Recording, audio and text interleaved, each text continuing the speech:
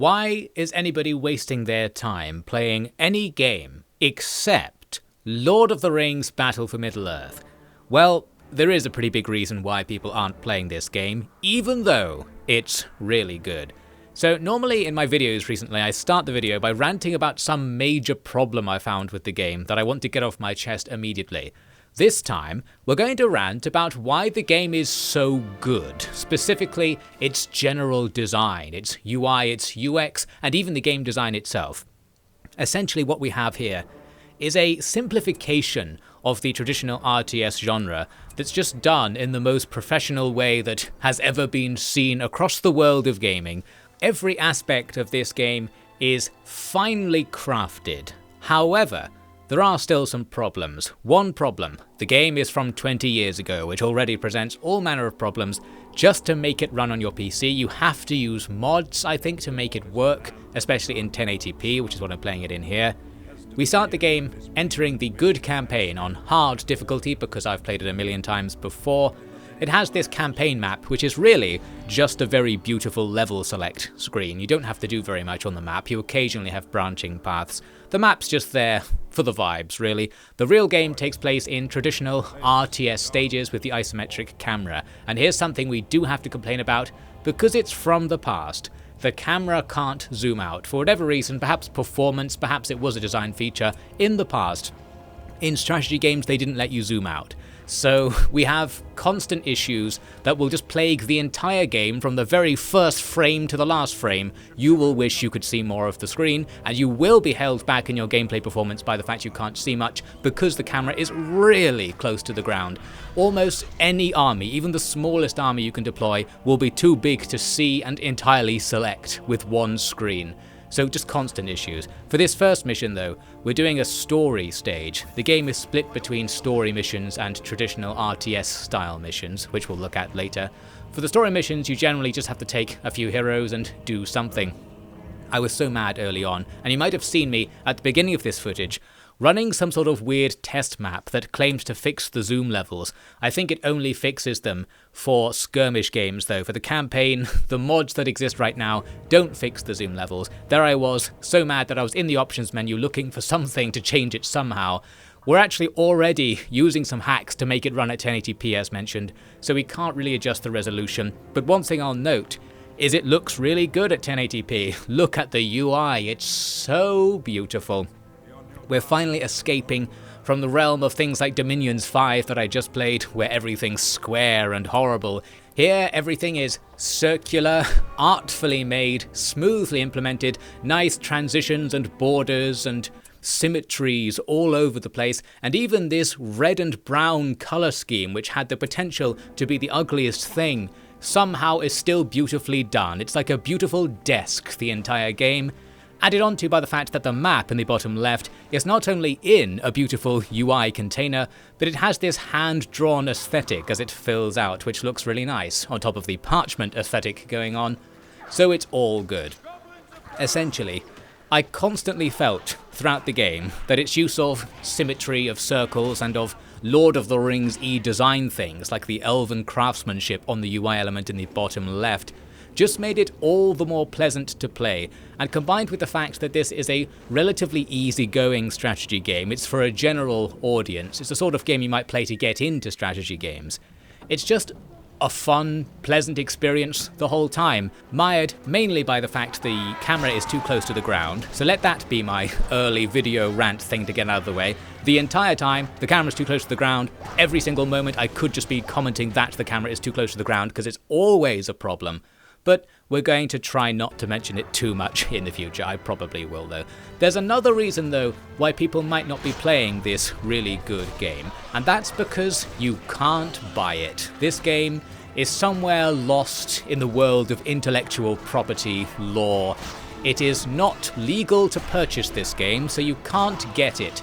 You might already have it on disc, or like me, you might have been exploring in the woods one day and you saw an alien ship crash down, you rushed over to investigate the wreckage, and there was a single SD card on which was all of the files from Battle for Middle-earth, and with a few mods you can make it run.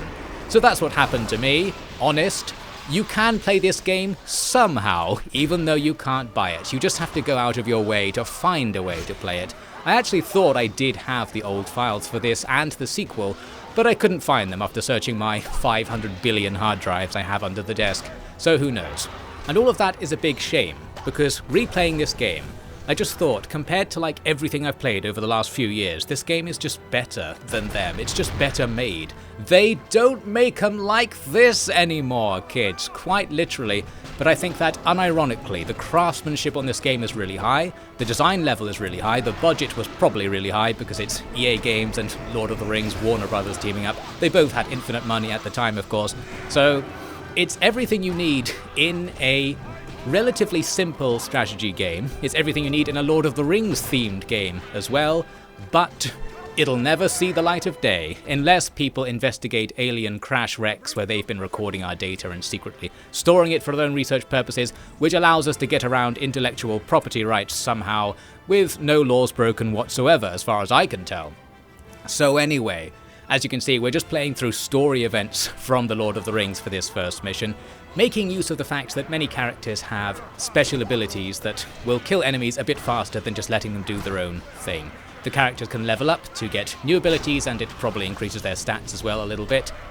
One issue is that your characters don't always aggro onto enemies. There's no sort of auto attack all the time. Some characters will, like Legolas will always be shooting at the enemy, giving him the highest DPS of any hero by far. But like the hobbits who have a ranged attack might not use it back here. You have to sort of order them to try and fight more.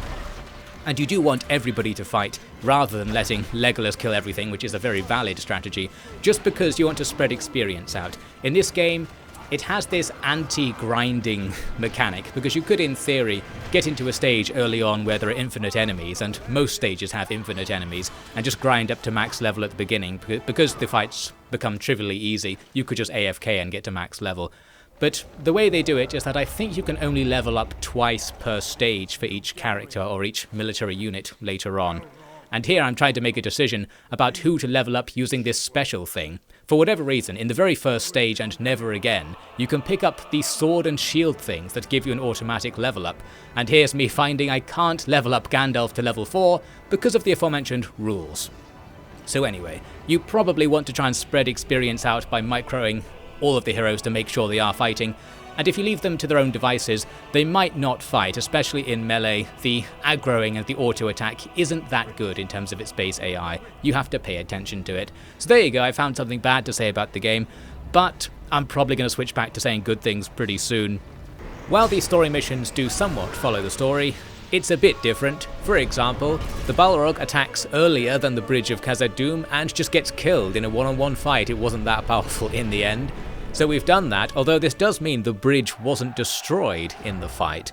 So perhaps the goblins will chase the Fellowship and we'll have to do another stage because of that. But first, here's the other mode of play. We switch over to the RTS portion of the campaign, where it asks us to take the Rohan army and do a stage. And each stage comes with a different reward. So there's a non-linear element. I don't think you can do every stage in one campaign, so you need to pick and choose what bonuses you get. And I suppose if you have meta knowledge of what the stages are, you could pick ones that are easier as well to make things go smoother. For me, I'll be going for the one on the left, Westfold, because getting extra resources as early as possible in the campaign will always be useful. The command bonus refers to your pop cap, which will be useful later on especially, and the power thing is a magic system based on powering up the Evenstar, which allows you to do various side abilities, and you'll see me using them occasionally. It's the thing on the left side of the screen where I'm picking the heal ability and healing troops, for example. You might have seen that earlier. So we go into this stage. While you probably didn't hear it, there is narration by Ian McKellen at the start of each stage, talking about it very briefly, so that's high production value. And here we are, in the game as it is properly outside of the story stages. One thing you might note is that the camera is very close to the ground. Luckily, at the very start, your army is small enough that it fits on the screen, so for this stage at least, it's not too bad. And we saw me quickly throwing down some farms in our base. This is a simplified RTS, as I said, and one of the big simplifications is that buildings are built on build points, so you don't put them anywhere, like in something like Age of Empires. And I think that's a nice change because it removes what is technically a difficult decision-making process of where to put things, or where are the optimal places to put things, by just removing that concern entirely. So for most players, that's probably a better way of doing things, I think anyway. But the other thing you do is go out into the map and find more build points to put things down on. There I was making a farm, for example. So that means it's teaching you the basic lesson of map control being king, which is true in all RTS games, which I think is another reason why this game's quite good for getting into RTS. The way to win is to take portions of the map first, and that strategy works in basically every RTS game, so learning it here is an easy way to do it, I think. Although, as you can see, I am losing my base right now because I just walked off at the start of the stage. In most stages, the enemy starts with an army that might attack you. It usually doesn't though. In this case they do, so I had to go back and defend the base. Unfortunately we lost a building. We can put down defensive towers to help, and I could make some more units, but I don't really want to because right now I only have the archery range, and Rohan's archers are very bad. They're actually worse than it says they are in the game because there's a hidden debuff system that I seem to recall reading about many years ago. Well, we'll look at that later, but you do need to pay some attention to how you build your army, because construction buildings have levels. They train up by making units. So if you don't plan on losing units, if you want to play well, you need to make sure that the first time you make your army, you're making it from higher level buildings. So there's a bit of complexity going on there. It doesn't enormously matter, but since we are playing on hard, we might as well play optimally. So we're doing the business. We're taking out the enemy's lumber mills, slapping down our farms once we can afford it, and then we'll be able to out-economy the enemy. You might have also noted the unique cavalry mechanics in this game, which are quite fun, I think, although you have to pay a lot of attention to it. The way it works is that cavalry by default will run into the enemy rather than just fighting them if you give an attack order. And this does trample damage, but to both sides, so the horses die if you do this as well. That means if you were to fight multiple enemy units with the same unit of your cavalry, even if the enemy technically never attacked you, the cavalry will just die anyway because they're sacrificing themselves to kill the enemies. And this is the default way that they engage. You can sort of force units to stand still and fight the enemy to not have this happen, but that's more difficult. It's kind of harsh in the way that it requires micro to use properly. But in this game, you're not really supposed to keep your army that alive. It's a game that's quite forgiving, another aspect of its beginner friendliness. It's fine to lose all your units all the time and just remake them. In fact, in some ways, the game is easier if you lose all your units, because this game has one of the rarest and finest kinds of game design. It has a certain feature that makes it very different that I'll talk about in a future battle, I think, where it's more important. But basically, it's fine to die. So they have this core mechanic with cavalry where they do die if you use them to do almost anything. I'm going to try and keep them alive though by doing some intense micro to stop individual units engaging too many enemies in close succession. You can build wells in your bases to heal your units, so we essentially retreat back to these bases to heal after attacking a bit. I could be more aggressive, but I don't want to because there is a grinding aspect to the game. You can level up your units as mentioned, and because you can level them up twice per battle, to some extent I want to level them up twice per battle, especially right at the beginning. That's when it's most important to do this, to get that early level advantage. That will mean maintaining the level advantage is easier and easier as you go on. If you're always slightly over-leveled, it's easier to remain over-leveled, essentially, because you're going to kill enemies faster and take less damage. It's just easier. So, that's why my army is generally not being used to just defeat the enemy. We could run into the enemy base and kill them right now. We easily have enough stuff to do it because it's the beginning of the game. We're going to take things slow, we're going to take over the map, make the economy we need, and then get to some real hardcore grinding. Not everything we can grind for is unlocked yet, so for now, we just take Éomer, take him off his horse, which is a nice random feature you can do. Some mounted characters can dismount, and fight the Uruks as they come out of the Uruk pits, just constantly gaining XP. We're also charging up the Even Star on the left here. This is another thing that levels up as you do stuff. I think as you kill and lose units, you get Even Star points. I don't know though if there's a limit on how many points you can get per battle like with the level up system. Eventually I was satisfied and left the fight. You can name your units here and it gives you these lists of stats of the units in battles, and this is because the units are permanent. Once you've made a unit, you keep it for all future battles unless it dies. So that's a reason not to lose your units because of that feature where they can only level up a couple of times per battle. The longer your units are alive for, the stronger they'll get, although I'm not sure what exactly leveling up does in terms of the stats. It doesn't tell you, we're not quite that far into the future of UX and UI design, but it probably increases their stats in some way. Now here's a little interesting feature, completely pointless but very nice. If you mouse over things on the world map, it shows clips from the films representing what's under the mouse, which is really good. A really annoying feature and space heavy feature to add. The sort of thing where most games wouldn't do that because it's really annoying, but this game does because it's really nice. It's just that sort of game. It's a real Lord of the Rings experience, and you even get to watch little bits of Lord of the Rings in the game. Now we're moving on to the next story stage, which is a very non-canon stage. It seems that this time, as the Fellowship went to Lothlorien, the goblins followed them, maybe because we didn't destroy the bridge, as mentioned earlier. So we have a combat stage where we need to defend the forest city from an invasion of goblins and trolls. But the elven warriors will join us as well, and they have a very effective roster of one unit that just does everything. The elven warriors squad is technically part of Rohan's roster, and they can act both as melee and ranged units and are just generally good at everything, so that's handy. You might also note that Gandalf has changed into Gandalf the White, so that happened very early in the canon here. I think he just literally changed his clothes since he was going to meet with royalty in this city, so that's the explanation. While we're in the city, we can also steal everything that's not nailed down, which is quite useful. There are random piles of money just all over the floor. You know how the elves are, acting like dragons, I suppose. Well, you can go and pick them up, and it can be your money.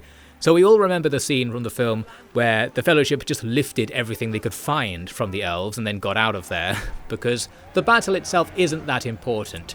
There are loads of goblins and trolls coming in, but not enough to ever significantly threaten the town. So it's way easier than the first stage, essentially. You have so many elven warriors, which are one of the better units in the game, and the enemy only attack one of 3 locations, one at a time. So you just move between the locations killing the enemies, and that's the stage. Super easy. We move on then to the next RTS style stage, and as mentioned, the army I had at the end of the last stage is here in this stage. And this is going to be another important stage in our development for grinding purposes, because now we've unlocked more features of the game, as we'll see. Another thing we have to face in this battle is that Isengard can recruit the pike unit, the counter to my army effectively. If they spammed this thing, we would be in trouble. Luckily, I think they need to have a level 2 Uruk pit to recruit these guys, so as long as you constantly attack their base and take out the Uruk pit over and over again so it can't level up, then they won't spam pikes at you, even on the higher difficulties, so that's fine. We take them out just about, almost losing most of the cav, but as long as one guy in each unit survives, the rest of the unit can be respawned later, so that's all we need to do. But the more important thing to do in this fight is to lose units deliberately. Why is that? Well, I need to get some units killed so I can level up the Rohan stable to unlock that third thing on the left there. If you have a level 2 stable, you can unlock shields for all your existing units. So since the units are permanent, we want to get that as early as possible. So the second that this option is unlocked, we need to start sacrificing guys to train up our trainers so that they can work out how to put shields on guys. We have to see enough corpses before we think maybe there's some way to stop the blows from hitting the humans. We also make the Rohan Armory, an expensive building that allows you to unlock better stats for everything. So that's an essential thing to have. And again, once you've added that to your units, they'll just have that for the rest of the game, so you might as well do it as early as possible. You get better weapons, armor, and banner carriers. That's an upgrade that only applies to level 1 units, that just makes them start at level 2, and that is a big difference because at level 1 your units don't respawn, but at 2 and above they do, so being level 2 is quite significant. Anyway, so we have to save up some cash and just wait for stuff to go through, and in the meantime, we'll just contain the enemy, constantly attack their base as mentioned to stop them getting very strong, so we have this map under control. Although not so under control that the enemy aren't still attacking us, so we can get experience points, so we can power up the even star, and because we still need to lose the odd units. In this map in particular, it gives you a bunch of free peasant units to use, which are like the worst unit in the game basically. So I'm getting them killed off somewhere right now to clear up the command space for recruiting regular units. The peasants can be upgraded to make them useful, and we see a case of this here where I've made the Rohan infantry block to try and use. It's a combination of a peasant unit with the weapons upgrade applied from the draft power you get through the Evenstar. It actually requires magic for you to think of the idea of giving your guys weapons. But then you can upgrade the weapons through that armory stuff from earlier. And we end up with this combined archer melee unit. This is another feature of the game where you probably shouldn't use it to play it optimally, but I like to use it because it's easier. Many ranged units can be combined with melee units to make a combined ranged melee unit that is basically just a ranged unit, because the melee component will only fight if the unit is attacked from a certain direction. So it's much less effective than just having two units standing on top of each other, because the melee units generally won't do anything, as you can see here. However, it is easier to control because you only have to control one thing. And they share upgrades, so it's a bit cheaper to build your army like this. Not that that matters. Resources generally are quite plentiful, you'll always have more than you need. So this is suboptimal, but it's easy and, well, that's just my style, baby. It allows you to select your army, give them an attack move order, and just not worry about your archers being attacked by melee units because they probably won't get hit too much since they have those peasants as sacrifices. And while it means your melee DPS will be low, in most RTS games, range DPS is more important anyway, so I didn't really mind. But yeah, I'm sure that not combining units is better, that's what I'm trying to say, but I didn't do it that way because I didn't want to. Also, combining a peasant unit and a yeoman archer unit is going to be the weakest combination possible, because yeoman archers are the worst archers, peasants are the worst melee combatants. Even with upgrades, they're not going to be that good, although they're good enough to beat unupgraded enemies, as we saw in this battle, so they'll be useful for something at least. Another thing to note is that, as we see here, you get a score after battles based on what you did, and you can grind for score by making it so that you lose more units, so that you can then get more of the units recruited points bonuses, things like that. I'm not sure if the score does anything, although at the end of the game it tells you what your overall score was, so I guess you can compete for bragging rights by having a better campaign score. You do get some points for completing stages quickly, so I'm not sure if it's better to rush through the game to get a higher score, or to play it really slow and grind the enemy down to get more units killed points and level up points, that sort of thing. Well, who knows, and quite frankly, who cares, because I don't think it does anything in the game. Well, someone can tell me if that's not true in the comments. Next, the Fellowship, slowed down by all of the loot they boosted from the elves, have been caught up to by the Uruk-hai from Isengard, so now we have a story stage roughly based on the end of the first film. It's one of the classic try not to die RTS style maps, where you just have to walk from one point to another, trying to not die. Although your heroes, I think, can restore their health if you don't use them, if you let them stand still. They start getting regenerating health after a while. I think, anyway, it might be in certain circumstances. Well, I'm too good to know because I didn't need to use it. We're defeating the enemy pretty easily. Using the fact that Gandalf the White is just here for some reason to add to our power, we also have to save Boromir. Well, you don't have to, actually. You're fine if you don't save him, I think. But we're going to anyway, because he is in trouble. He can't move because of that red thing around him. That's a special ability of an enemy hero, Lurtz, who is off-screen because the camera is too close to the ground, but is able to shoot from off-screen and hit Boromir. He's over there in the corner. I had to use 2 healing abilities, but we do keep Boromir alive, take out the group of Uruks, and now we can take out Lurtz as well. This completes the bonus objective of having Boromir not die, which doesn't matter for this mission, but it does mean he is alive in future missions, I presume. The heroes can sort of die, but sort of not. In that, usually, in a mission, you'll have a building that allows you to recruit heroes, so if a hero dies, you just buy them again and they come back at the same level. So there's not too much of a penalty for losing them. But maybe in the story scripted sense, it would have not let you have Boromir in future missions if you lost him in that one, just to be accurate. Now for the next RTS style stage, I'm going to take the command and resources bonus over the power bonus because that's far more useful, especially to have early on. This is the first mission where we have big bases. There are 3 types of bases, the small, medium and big. The big ones have gates and walls, and that's going to come in useful right here because the enemy rushed our base with this upgraded pike unit. I'm able to close the gate in their face and stop them from getting in, where I did have some cav just standing there doing nothing. this is the beginning of me starting to split the army up because it's too much to use all at once. I want armies that fit on the screen for the most part, so we're going to increase the micro by having a whole load of control groups and stuff to split up the army to do different things at once. There I was noping away from a big army of upgraded pikes I discovered near the enemy base. Oftentimes the enemy base will have an army like that standing there to stop you from rushing it right at the start of the stage, although oftentimes I'm sure you could actually defeat it if you rushed it and end the stage really fast.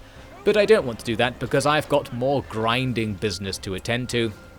We've got some command space, and we now have the ability to spam recruit our yeoman archers to unlock fire arrows, the ranged upgrade. That will allow me to get fire arrow horse archers, and then we'll have a counter in amongst our cavalry groups to pikes.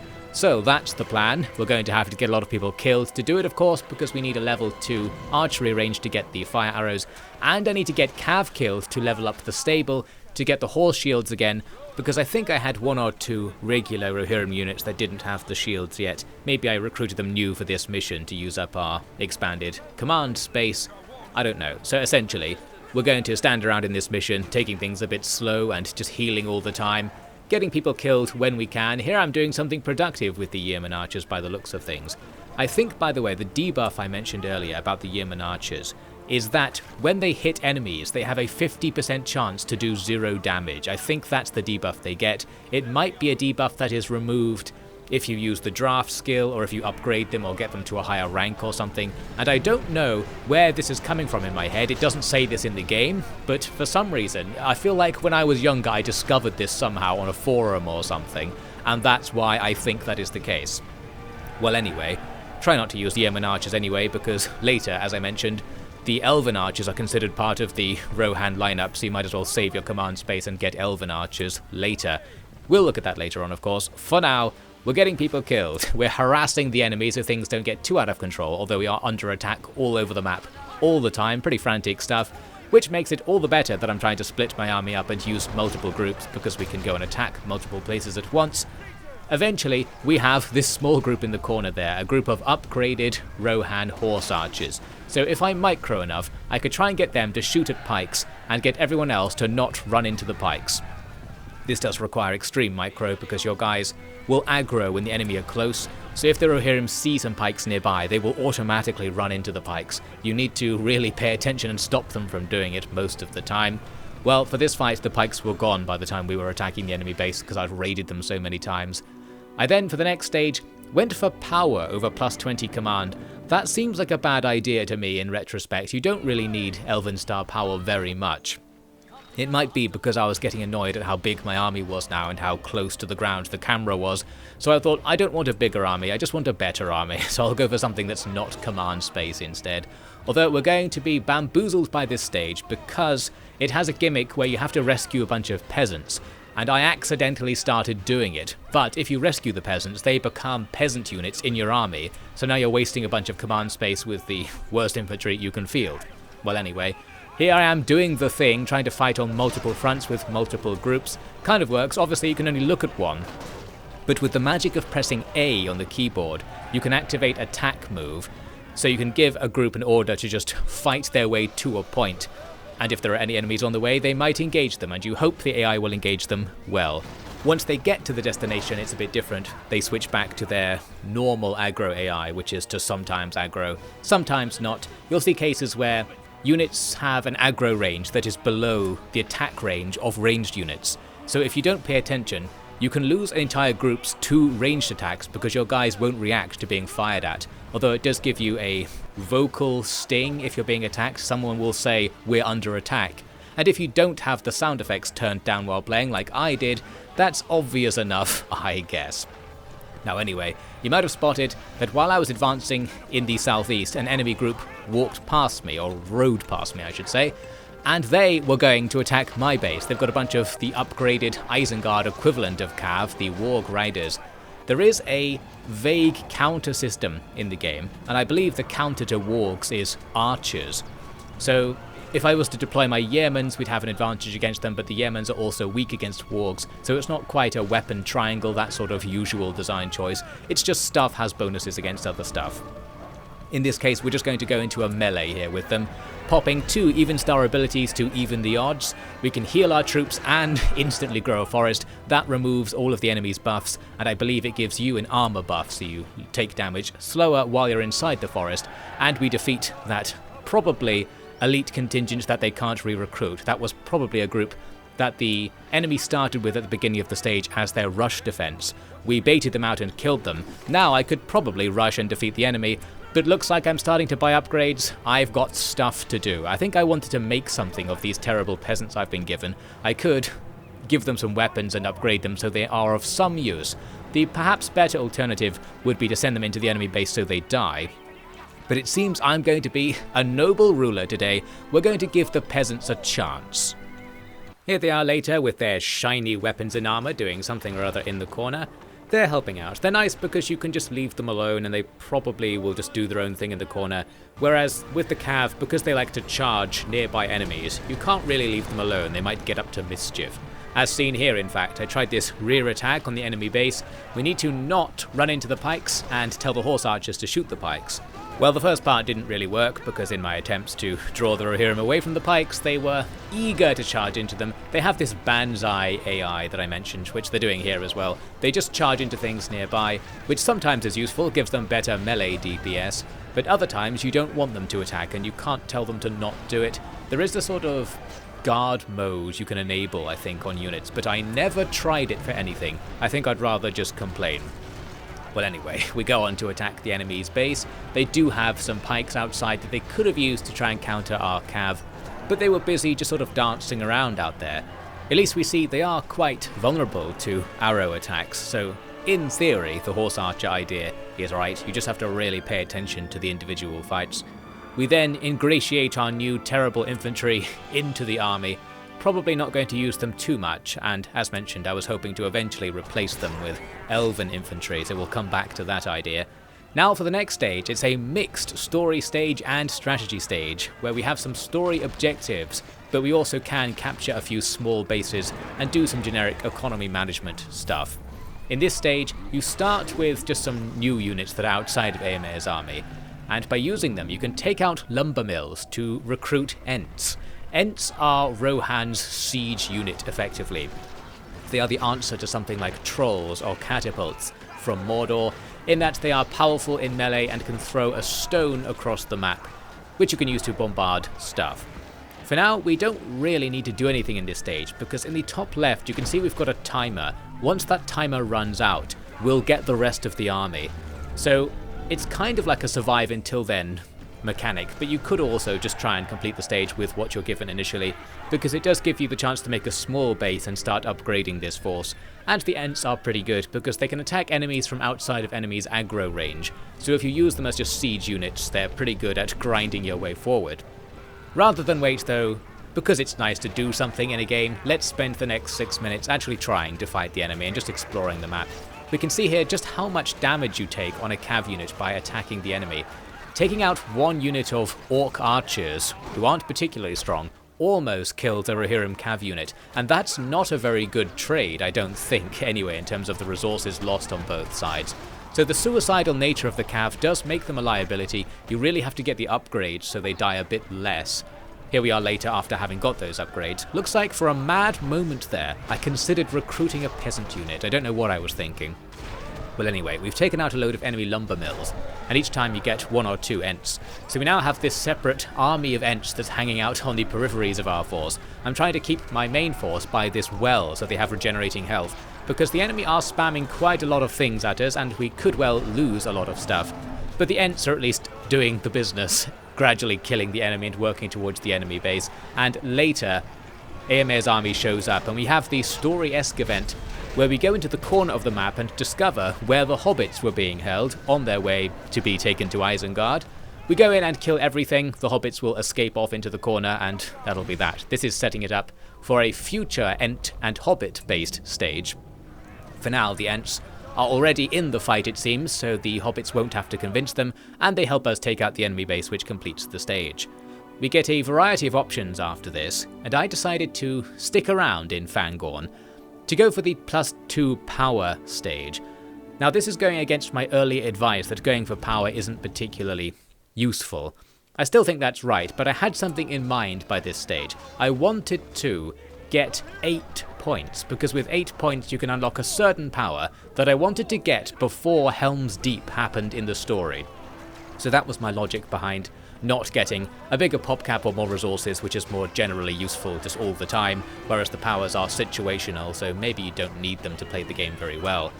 In this stage, I ran into the enemy's rush guarding army early on, and then ran away, and some of them chased after me, so we ended up with a bit of a hairy fight, just microing different areas, but overall things were fine.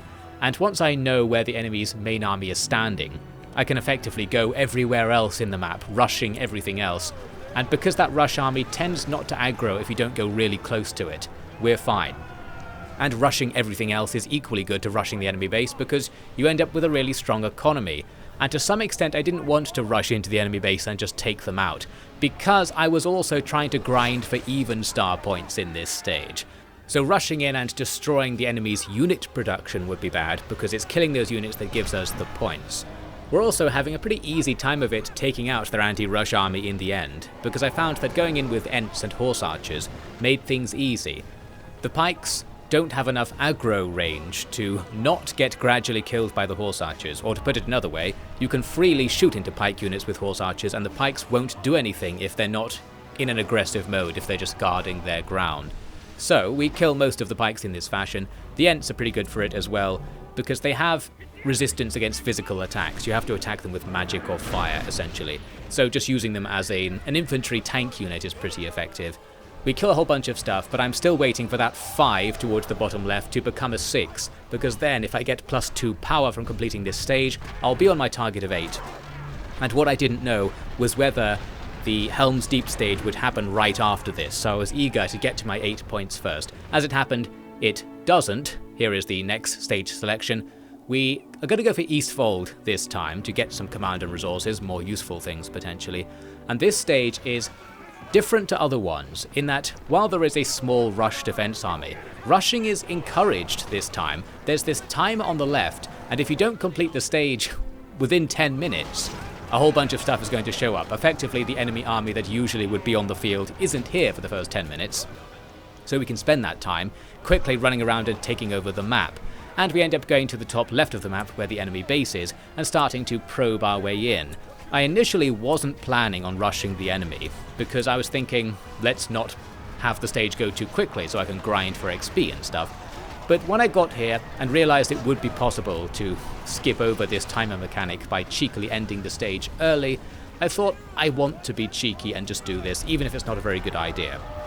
So we're attacking the enemy base as early as possible, effectively. Eomer nearly dies, but we do take down the army guarding this area, and now we can just overwhelm them. And you might have spotted me spending my 8 points buying the even star power Summon Rohirrim, an ability that allows you to make free Rohirrim units every now and again, which I really needed for my idea of what I would do in Helm's Deep. We don't have to wait for Eomer and Gandalf to show up there, we can just magically have Rohirrim appear to help us out. That was the idea. So we complete this stage really fast. That means we don't get many points for what that's worth, and we didn't get many kills, not much experience. Gandalf in particular wasn't trained at all, so he's going to be relatively low level for future stages. That was a nice opportunity to get some infinite streams of enemies to fight Gandalf so he would level up. Well, we missed out on that, but I had the fun of beating the timer, I suppose. I think I was tricked there into taking a suboptimal route. And after that, looks like Helm's Deep is now happening, so time to try out my plan. Things start with a 10-minute countdown to Isengard showing up, and we have a few units to move around the place, but mainly we need to use the build points to make a little economy and start making an army, because you actually start with very little. Need to quickly whip something out in the last 10 minutes, we're really playing this fast and loose here. Since we're going to be holding the walls, we mainly want to get some archers out there. The problem will be that, because we only have a level 1 archery range, we can only deploy the terrible Yeoman archers, at least for now. I was looking around here wondering, is there any advantage to sending the cav out in the beginning? Is there something we could do out there? I don't think there is, anyway. So we start setting up on the walls. After a while, though, we get some reinforcements. The elves show up. I'm not sure about this, because you theoretically could recruit elves before this point, but I think that the elves showing up at this point in this stage is the point after which you're allowed to make elven archers for the rest of the game. Well, I might be making that up. It might just be this stage where you can start making them. Essentially, we have some elven archers, and if we have a level 2 archery range, we can get some more now. Annoyingly, it takes a while for these units to become possible to select. They're AI controlled, just running about the map for a bit. Eventually, we'll bring them in. We'll use our level 2 archery range to get some fire arrows, and try to get the other upgrades as well. I was more focused on trying to upgrade what I had than making new units, in particular getting all of those elven warriors to be upgraded. There are also some minor fights, because you can go out and save some peasants from some wargs. The upside to doing this is you get a bunch of money that appears by the gate. The downside to doing this is you've saved some peasants, and now we have less command space because they end up being turned over to be one of your units afterwards. Well, maybe we'll sacrifice them later. Probably would be better to save the space and make elves, as usual. So here we are, fighting Isengard. The issue we're going to have is that you need to micro here, really. I've got my guys spread out along the wall, and we need to micro them better than I am, which is going to be difficult because, as you might have noticed, the camera is kind of close to the ground, so I can't see what's happening along the wall very well. It's even worse if you look at the citadel portion where, because it's high up, it's even closer to the camera, the ground that is. So, what I'm saying is, I didn't do a very good job of shooting the ladders. All we really need to do is take out the ladder bearers. All the other infantry units just stand there if the ladders are gone, and you will gradually kill them. So my lack of micro here means the ladders are being set up, and we get these melees on the walls. They're not too bad in this case, and we have some heroes, including Boromir of course, to help deal with this. But after a while things start to get a bit harder, because the enemy will bring in ranged units of their own to attack. So they'll gradually shoot you off the walls. Plus, we do need to defend the citadel. What I noticed though, is that for the first couple of waves, Isengard doesn't really focus on the citadel at all. They mainly attack the wall portion. So I had loads of units that were over there in case it got attacked that I don't really need. So we're going to keep that in mind. Here's my grand plan though. I'm going to summon the Rohirrim early to attack the enemy from behind. In particular, we're attacking their base. They are not just coming at us with waves of scripted enemies like it might seem. They have set up 2 bases on the map that are recruiting things. They have infantry and siege production out there. So if we can take that out, the pressure will be lessened. That was the thing I vaguely remembered from the past, that you had to fight this enemy base at the bottom, and why I wanted to be able to summon something out here so that we could do some antics in this stage. And there we go, we've taken out a bunch of production buildings. We can attack their economy as well. There are some normal units to fight, but that doesn't matter quite so much. The Rohirrim will eventually disappear even if they don't die. They are timed summons, those things. So you can't do too much with them, you can't mass them back there. Well, all that aside, we've got trouble because up at the wall, bang, they successfully bring up the bomb squad and blow up the wall. It was actually me that blew up the wall if you were looking closely. They set the bomb down, and the bomb is then an enemy, and if an archer unit upgraded with fire arrows attacks the bomb, it explodes. And I actually ordered them to attack the bomb there, so it happened sooner than it was going to if the AI would eventually do it on its own. That means we've lost the wall, effectively. We've also lost the gate at the same time, because while I wasn't looking, a ram unit went up and took it out. We're still defending these positions, but it's going to get harder now. We now are at a disadvantage in composition because having loads of archers without the wall isn't so good. We're going to face melee fights next. Well, one thing that's helping us out quite a lot is a glitch in our favour. We would be in a load of melee fights with these upgraded enemy sword Uruks, but Legolas is somehow just finessing them on the wall ruins here. Some kind of deflector shield is preventing them from attacking him, so he's gradually killing them all. Our regular archers are setting up and upgrading back here as well, and we somehow get away with the wall blowing up for a while. The thing is, more and more stuff is showing up, and since loads of melees are starting, and we're mainly fighting the melees with archers, things don't go very well. I'm also not switching the Elven Warriors to their melee mode. They do have a sword mode where they fight as a melee unit, but you have to manually activate it. They don't activate it when they're in melee. So that's a problem really, because I wasn't thinking about that at the time, and our units are probably doing worse than they would be otherwise. I almost took out one of their bases back there, but not quite, and the enemy did start breaking through down at the main wall section. This is where I'm recruiting from, so if they take us out here, it's basically over, and they do take us out there, so it's basically over. but we only have to survive 2 more minutes until the main army arrives. So to help out with that, I'm doing some antics here with Eowyn and Theoden, riding out to take out the enemy's ballistas. Those ballistas can outrange everything we have, so if you don't kill them, they'll just gradually kill you even if you sit inside the castle. The walls don't provide defense against ranged attacks, unfortunately. The crossbowmen can shoot through the ramparts at the top, and the ballistas shoot over them in a sense. Well, they just shoot through them essentially. It's not hugely simulated, the line of sight aspect of the walls, so it's not that useful. Later on, we've been pushed all the way back to the very final redoubt, the recruitment building at the back of the keep, which is where your heroes respawn from. We are currently without heroes. I was trying to get Legolas out, but he died instantly. However, we only have to survive 10 seconds now, so while we don't really have any units, things aren't so bad, or so it seems. I've got some spammed Rohirrim at the back, still causing trouble, hoping to use them to take out enemy siege weapons, which I tried to do too late really. I had the chance to do it earlier. Unfortunately, when there was 1 second left on the clock, we were declared defeated. I don't know what the defeat condition actually was, because we were pretty defeated before this point. It might be if an Uruk unit reaches the main keep position at the back, and that just happened at the wrong time. So that was the end of that. No chance to save Helm's Deep, it seems, so we're going to try it again. This time I had a different idea. I'd noted that the gatehouse area didn't get attacked that much compared to the wall, so I'm mainly spamming our units towards the middle of the wall this time. This gives me the option to use Legolas's Train Archers ability a bit more effectively. I tried it here but was unimpressed. He has this ability that gives experience points to archers in a certain radius around him. So if you move everything close together for a bit and then use it, you get loads of experience. Or you don't, as the case is, because the experience you get from doing that is essentially nothing. But here's the main difference with the strategy. I've got almost all the archers in the middle of the wall, and to the left and right I've got our peasants and our melee heroes. Having the archers bunched up means that even without me doing any micro or much micro at all, I'm able to take out the ladders just because of the concentrated fire on those sections. And when the ladders do get set up, which tends to be to the left and right, we'll have our melee units there, and melee units can attack the ladders once they're set up as well, which knocks them over eventually.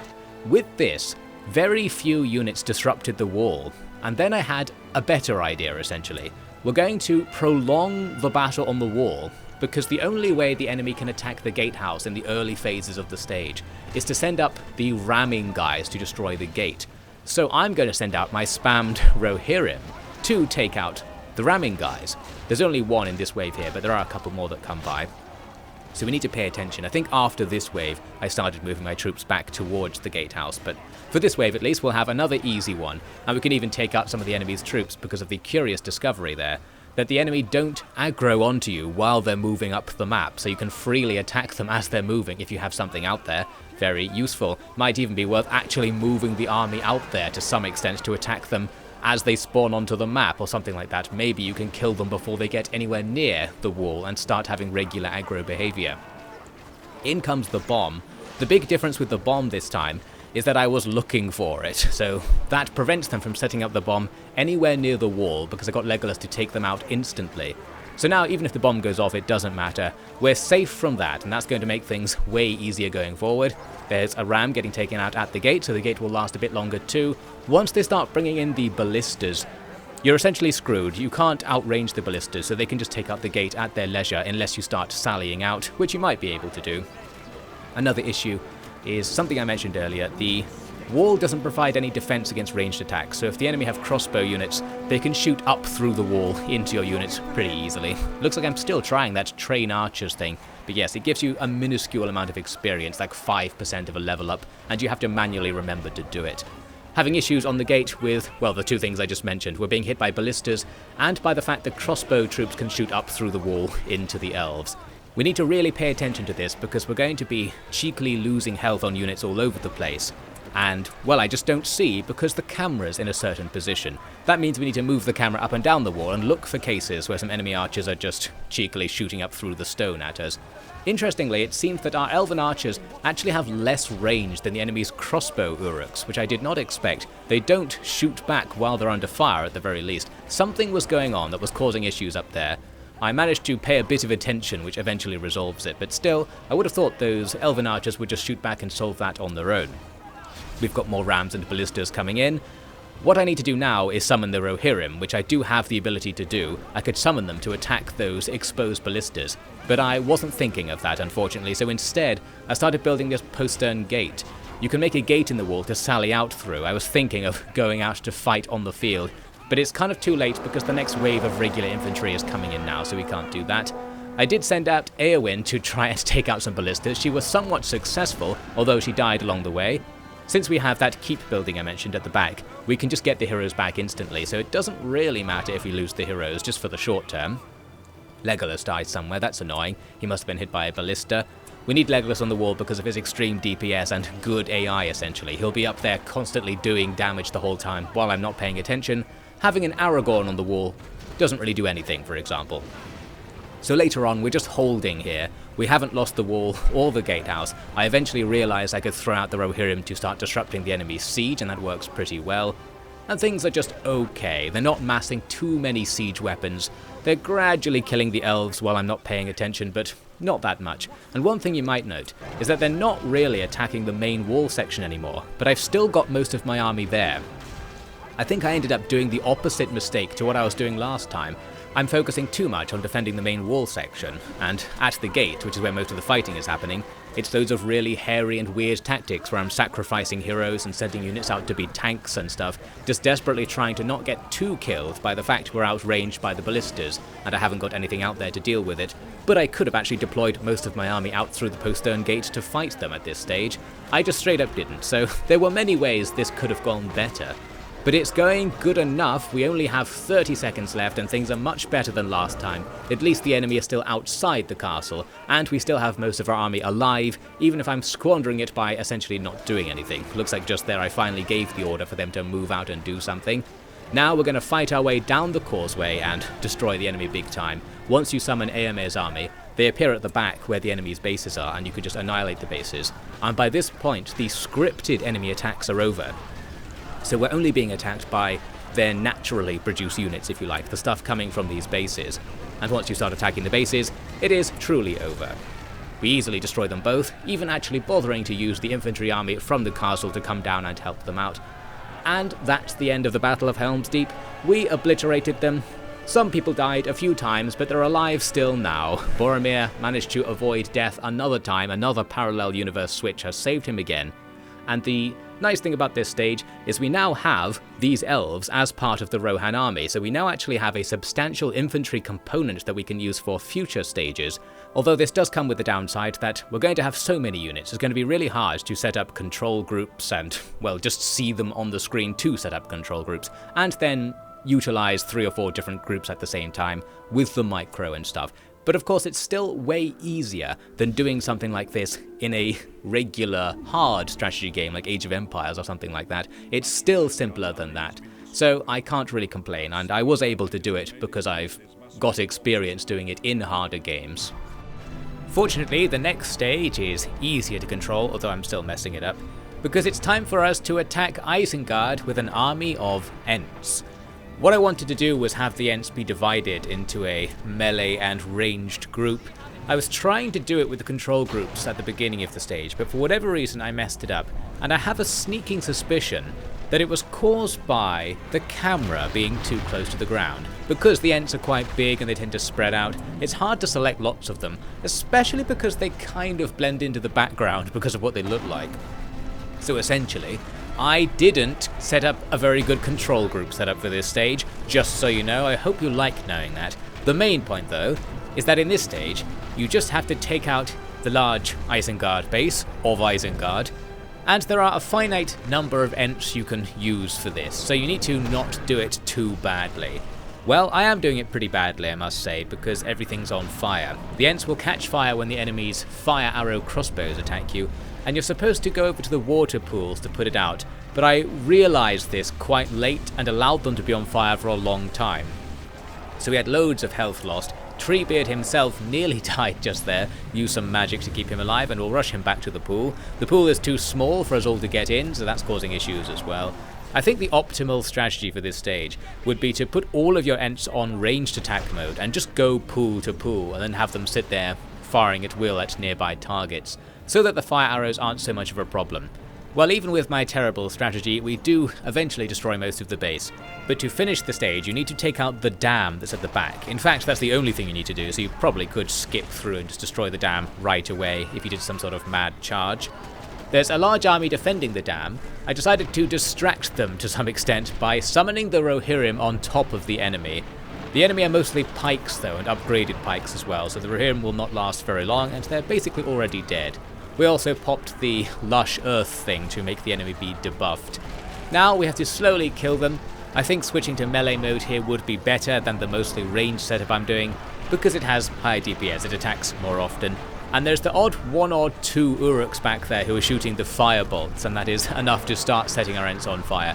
And I end up actually losing most of the Ents in this final battle, mainly to the 3 or 4 guys who still had their crossbows back there. So it went particularly poorly this stage, although you don't carry on after this stage with this force. They get deleted either way, so they might as well die in the stage. You might have noticed we also essentially lost a hobbit there, because I think it was Merry standing at the base of the dam as the dam was broken. Fortunately, I think it just skips over that, so Merry's probably fine. Isengard is gone, and now we move over to the Gondor part of the campaign. We're going to take a look at Ithilien, where Faramir and company are doing their thing. And I thought I'd mention here that when I think back to this game, this is the stage that I remember, but what I don't know is what that means. Why do I remember this stage in particular? It might be because I was stuck on it when I was a youth, but it's not that hard or anything, and I didn't think I was that bad at the game. Well, who knows? Here is a stage in Battle for Middle-earth that is perhaps significant just because it's different to other ones. You have to just clear the map out with the rangers, but we're going to screw ourselves over a little bit because you can also build non-ranger regular Gondor infantry units like these swordsmen. And they can be mixed into the ranger units to make those combined ranged melee units that aren't very good that I mentioned earlier, and they're particularly not very good in this case, so I'm annoyed at myself in retrospect for setting it up like this, because the rangers have a special ability where they go invisible while they're not shooting if they're near trees, but I think they don't get that if you put the melee unit in front, which combined with the fact that putting a melee unit into an arch unit is already not a very good use of the melee unit. It will now mostly do nothing for most of the stage, but still take up your command points. And you don't get the advantage that they share upgrades because the rangers can't get the armor upgrade, and that's the one that they would share in this case. Something. What I'm doing here is bad, don't do it. However, because the game is relatively easy and forgiving, it doesn't really matter. So here we are later. We've got our force of rangers with Gondor infantry protecting them.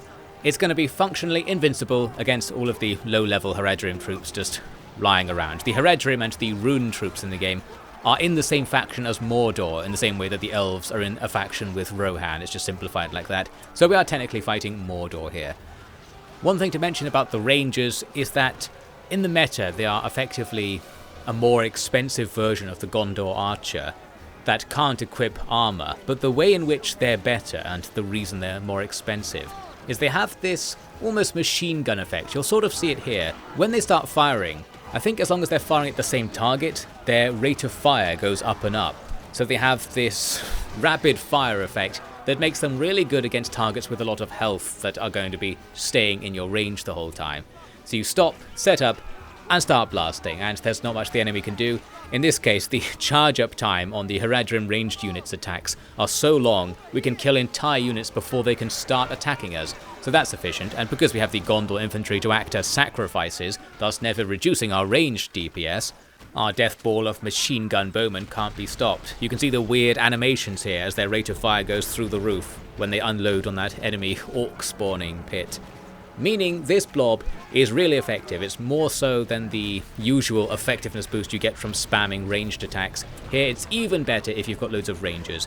I was trying to think, and I believe there is only one unit in the game which is strong against ranged attacks, and it's the Soldiers of Ruin, one of Mordor's units, who are probably on this map somewhere. Some heavy infantry who take less damage from ranged attacks, but not to the extent that you can't kill them with ranged attacks before they get to you. So it doesn't really matter. I don't think there's any counter to this setup because everything would be weak against it, except potentially spamming tons of siege equipment and trying to shoot at it from out of range. But of course the second we move forward, the siege equipment would be destroyed instantly. So we've done it. Playing as Gondor is way easier than playing as Rohan. That's the main point I wanted to make. Because you can just spam archers and attack move into the enemy base, you don't have to worry about suicidal units, and the AI, the attacking AI on ranged units is better because they just fire at will at stuff nearby. There's no danger, no babysitting, and they will do something useful for you if you're not paying attention to them. So that is all good. After attack moving across the map for a bit, we've secured ourselves a bigger base, and now we have the objective of attacking an enemy convoy. I've got the wrong idea with this. It's telling me to set up an ambush in the valley next to the base, but there's another enemy base to the north, and they did attack us partway through the setup. And I ended up thinking the fight would mainly be to the north, so I set up loads of troops up to the north near the enemy base, hoping to hit them before they came out of their base and into my base. That's what I was thinking. Well, no, they come from the other direction. But the good news is that while the southern entrance to my base was completely unguarded, this is another case of scripted movement. So they just move up this valley, and for the most part they leave you alone. They don't even try to attack you when they get close unless you attack them. So we are freely killing bits and bobs of the convoy as they pass, and it doesn't matter that I got it wrong. This is an easy strategy game, it has to be said. It's for beginners, really, an entry-level strategy game, just with loads of little optimizations you can do if you want to really be pro. Here's another little thing to mention. When you combine rangers with the Gondor soldiers, you can't buy for them the banner carrier upgrade. I don't know why that is, but even though we've unlocked the upgrade, I can't put it on these troops. And because this is going to be the Gondor army moving forward, I wanted to train it up. So that's why I'm here outside the enemy base doing stuff, trying to get rank 2 archer units, and killing off my cavalry, because we need the cav to die to level up the stable, to get better cav ready for the next stage. Another similar thing to what we went through with Rohan earlier, just need to set up the initial army. Here comes a Mumakil aggroed by my cav attacks. Luckily Faramir has a special ability that allows one arrow to do tons of damage, so we take it out before it gets to us, and when it falls over it even does area of effect damage to the enemy troops. Another subtlety dimension going on here is that experience points have area of effect, I suppose. When Faramir is killing enemies, you might note I've got the 2 hobbits standing on either side of him. That's because experience kind of leaks out of the unit that's achieving it and gives it a little bit as well to nearby other units. So just being near the fight can get you experience points. You can sit units at the base of defense towers, for example, and they'll just absorb experience points from the defense tower's actions, even when it is something like a tower that can't itself gain experience. Experience is shared around. So right here's the same setup. The hobbits are just standing there, getting a bit of experience off Faramir. I was just trying to train Faramir to level 3, so we've done that. Now I need to wait for the last of our couple of units who don't have rank 2 veterancy to get it. As mentioned earlier, rank 2 is the all-important one because it allows you to respawn units, so once you get there, you're pretty much good for the rest of the game, and the rest of the things are just bonuses. Eventually that is done. We attack the enemy base, and that's that. And now for another little thing to point out, a little strange piece of depth to the game, a corner of the game design. The next stage. Well, it looks like it's trying to get you to take the Gondor army you just built and do one of these 2 levels right next to where you are. But the text actually says, order an army to attack, not the Gondor army to attack, revealing you can also go and select Rohan back at the beginning, and you get way more stages if you pick Rohan. And it not only includes the stages that Gondor can do, it includes ones that are naturally in the realm of Gondor, but Gondor can't do, such as the ones further to the south of where Faramir's army is right now. So we have loads of options to pick from here. At this later stage in the game, it matters much less what bonuses you're going for, so you can just do them based on what you feel like. And what I felt like was the most boring possible choice. Back to the Gondor army and do the stage right next to them. The reasoning was that because the Gondor army is low level, we want to do some stages with them as soon as possible to get them trained up for the end game, which is now approaching. In this next stage, the Siege of Caer Andros, we're actually suffering from that thing I mentioned earlier, being attacked by catapults. To deal with this, we need to remain on the move with the infantry and use our cav to hunt down the catapults. Basically a micro check. If we stand still too much, we will die. The archers can't be left to fend for themselves like they usually can because they're outranged. Well, they're still doing the business. We're taking out the besieging forces, having some issues just because the enemy is more interested in making siege units in this stage. And rams and catapults are annoying for us to deal with, but not annoying enough because we have a ball of archers, and that deals with pretty much anything, as I said. Also, once we have this base set up later, we have the advantage that the enemy siege weapons are going for the buildings, and buildings regenerate their health when they're damaged for free, so they are perfect tank things. They also don't really matter so much if they die, since they don't have veterancy in the same way. There was a quick look at me doing for the first time a defensive upgrade on the main base. When you have big bases, you can make serious defenses around them, especially as Gondor. You can put down trebuchet towers and things. But in my experience, if you're under attack at your base, you've already lost. Like, you need to be out near the enemy base. That should be where the fight is taking place at all times, including right at the beginning of the stage. So just never upgrade your own bases, my advice there. You shouldn't be using the defenses. You should be grinding for experience on the front lines with your troops.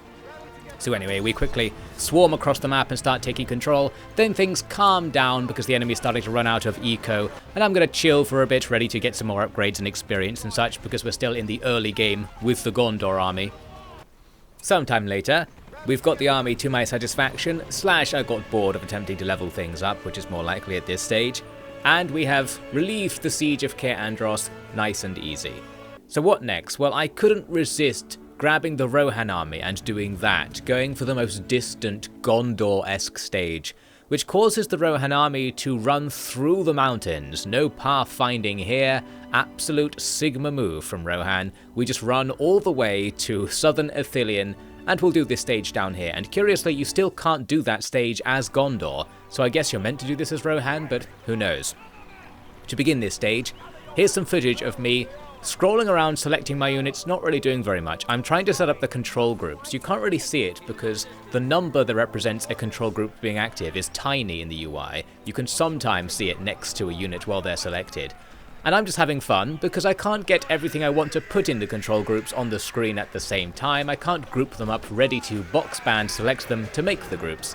So you have some early selection woes to eventually have easier control. We're also under attack by a Nazgul as I was sitting around doing this. It dies pretty much straight away. The Nazgul is one of the evil side hero units, but it's very weak. It's a glass cannonish unit. It's like an aerial siege unit that just gets killed if you shoot arrows at it. Here's another shot of me kind of just selecting and unselecting units. What I'm doing there is something on the keyboard trying to set up the control groups. Throughout this entire level I had issues with the control groups. And like right here, there was this unit at the back that I thought was in the infantry group, but isn't, so now I have to do some clever selection with the shift and control keys to select all the things I do want to be in the group and then reassign the group, attack move the group near the enemy base. Eventually they will group up on the same screen somewhere and we can carry on from there. Well, this stage was pretty easy overall, because we just aggressively went forwards. We're doing the Gondor strategy with Rohan effectively, where a big ball of archers, these elven warriors, can just defeat anything. There's no counter the enemy can make against that, so we just leave them near the enemy base, keeping them curtailed for the entire stage. Meanwhile, the mounted portion of the army is taking out another base which wasn't very defended. I thought I'd mention here, because it's been a while since I complimented the game, that this game is fun to play. A bit late in the video to bring this up, but yes, I wanted to say that there's constant action in all of the stages. There's no downtime, you're always doing something. But the other aspect of that is that you can't do much more than I am doing here, and that's why I'm going to say it's good, because the skill ceiling is low. People don't often make this kind of argument, but there's something to be said for the fact that you're so in control, you're constantly doing something. It feels like you always know what to do and have something to do, while also feeling like you're not missing out on something. This may just be a me problem because I'm pedantic or a perfectionist or something, but if I'm playing a harder strategy game, I'm very aware constantly that I could be playing better, but there'll be some combination of my unwillingness to go and learn how to be better or just not really caring that much, which makes me not play better, and then I just feel a bit worse. It makes the game less fun if I know that I'm doing it really poorly, effectively. In this game, it's easy enough that even on the max difficulty it'll be basically fine, as long as you have some strategy game chops to you, which I basically do. So, I liked playing this game, even though it has not very much depth in that there are only a few viable strategies and they're too viable, it's not balanced. It's fun to play and action-packed the whole time, it doesn't overstay its welcome or anything like that, and I think that's good. As we saw there, we eventually complete the stage. I was considering staying in the stage for ages to train up like Merry and Eowyn, the heroes we haven't really used very much. But then I ended up just not doing that because the enemy wouldn't build unit production buildings, they kept focusing on economy and defences, so I just left. And now, if you want to know where the Rohan army was when Osgiliath was under attack, it was nearby, securing Gondor's other territories for them. We've got as a reverse where was Gondor when the Westfold fell moment. Where was Rohan when Osgiliath fell? Well, they were just outside. And Osgiliath was fine anyway, because here we have the Osgiliath story stage, another mixed story/strategy stage, where you just have to defend 3 choke points, 3 bridges, for 12 minutes until Faramir and the rest of the Gondor army we built earlier will show up to tilt things in our favour. But you don't necessarily need that army because you do have a base and some units. You can just make a new army right here in the stage. We did though lose control, I think, of the southern bridge for a while, so there are a ton of enemy units on our side of the bridge as well. The upside to defending these bridges is that the AI is, I suppose, scripted to just walk past them. So if you have units garrisoned in the buildings by the bridges, they will constantly shoot down at the enemy and the enemy will just ignore you and get killed, so that's very useful. Here at the southern bridge we have one guy defending it who will die if I don't micro him because of that catapult. Another one guy over here in the corner. Our army's in a bit of a state right now. Our base is even being attacked, although I have spent the money on base defenses so that doesn't really matter. And these low level orcs just can't do anything, so we'll let them die. I secured the situation by using the Rohirrim spam, so I guess Rohan really was here after all. The Rohirrim secured one of the bridges and went on to attack an enemy base on the other side. There are 3 bases over there producing the enemy units. By attacking one, it causes a distraction and reduces their spam at us for a bit. We're starting to get into this now though because we're beginning to unlock the upgrades. Once you've been on the map for a while as Gondor, you'll get the upgrades through your economy buildings. So you just have to defend for a while. Now our units will start to get more powerful. We get more and more upgraded archers into the towers near the bridges. Looks like the tower's actually under attack this time, so maybe that means these units are the normal AI attack scripting and not the story AI attack scripting that was just trying to get to the other side. Who knows? Well, the point is we're defending. We can even do this. We can quickly take away all of the paving and put in trees on the bridge instead, because that buffs all of our troops and debuffs the enemy. I think it gives you a defensive buff as well. Your armor is buffed, so particularly useful if you're just going to stand there. Once we get this new base up at the south end of the map, we're essentially golden from here. Our economy will now be enough to defeat the enemy, probably even without Faramir showing up, but we're going to wait for him to show up anyway.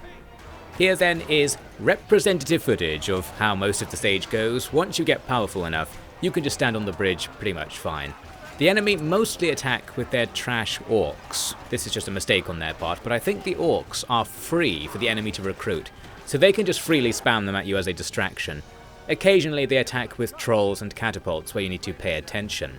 You can see though that I'm back at it again with the sacrificial tactics, because once again I want to level up a stables to get level 2 cav into this army, because I was aware that this army you're building in Osgiliath gets added to Faramir's army afterwards, I think anyway.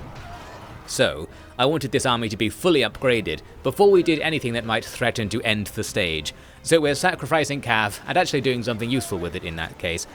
Later, we brought in Faramir's army and did an attack move with this archer blob in the north to start taking out one of the enemy bases. Looks like Faramir died somewhere along the way, but we're slowly going to bring him back to health with some water. It's just that easy.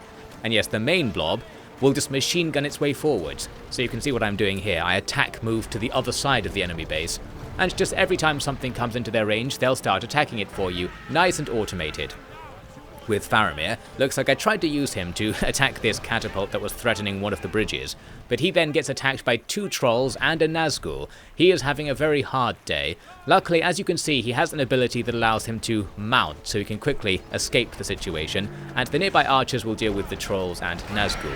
Although, the Nazgul kills my catapult back there, which is inconvenient because I didn't bother making the buildings that allow you to build more catapults. But that said, I don't really like the catapults or need them for anything. So it's not too bad that we then lose another one immediately afterwards.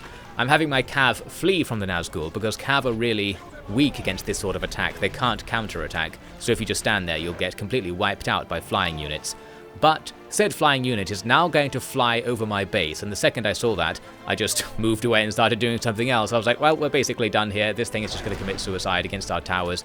And yes, indeed it does. The AI isn't that good, as you can tell, so that's part of the reason why the game is easy. They're very willing to sacrifice their units by just throwing them into unwinnable fights, which to some degree is what makes the game fun. You're always winning, and that's nice, isn't it? Well, anyway, we push on towards the enemy base later, although I was still pushing on by strategically splitting my army up into lower and higher leveled parts, so the lower level part could do the push, still trying to grind for that XP.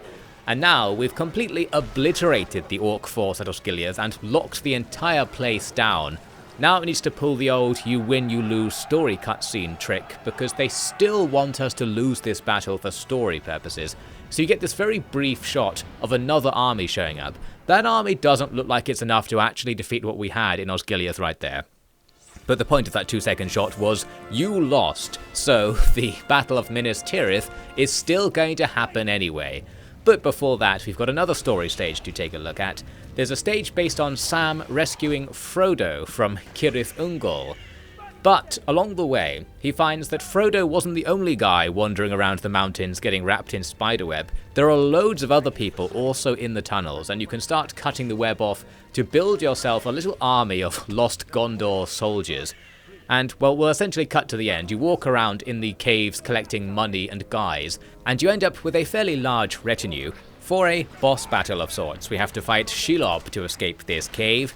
So in we go. We can whip out the Phial of Galadriel to make the spider run away, which temporarily stops you getting killed, but annoyingly it means your DPS guys, your melee DPS guys I should say, aren't attacking. I'm calling them DPS guys because I'm a Final Fantasy XIV nerd. The Sword Troops.